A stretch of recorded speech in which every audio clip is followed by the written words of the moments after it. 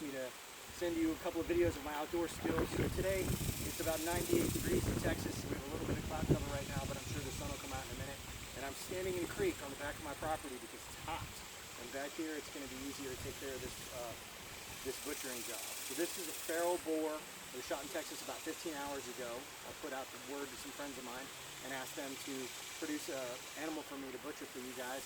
So here we go. So this animal's been sitting for about 15 hours. So it's a little bit rigored and bloated already. So the first thing I'm going to need to do is to let the air out of this abdominal cavity because it's too hard. The best way to do that is just to make an incision somewhere on the belly and let the air out. You want to be careful when you do that because sometimes if you cut too deep, a lot of other things can come spewing out, blood, entrails, things like that. And you're trying to keep relatively clean, which is why I'm cleaning in a creek, by the way. It's much easier to keep the animal clean and keep the meat clean. My plan for an animal like this would be to cook all of the meat pretty well, so any contamination in the water wouldn't be a concern. But if I were going to make jerky from this animal, I wouldn't be cleaning it in the water. But this is just a much better way to knock the mud off, keep the grass, keep the blood and things moving down and away from the animal while I'm butchering. So here we go.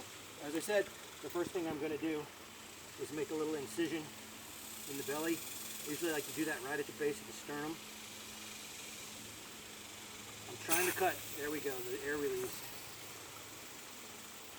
So I'm trying to cut through the little sac that holds all the guts without cutting the guts. And that can be fairly complicated and difficult. See how they're spewing out of there?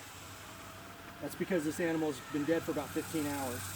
And as I said, it's very hot here in Texas. This animal has not been refrigerated. It would still probably be good to eat, but as I was saying earlier, I would want to cook the heck out of this animal just because it's been sitting for a while. Okay, we go and stop.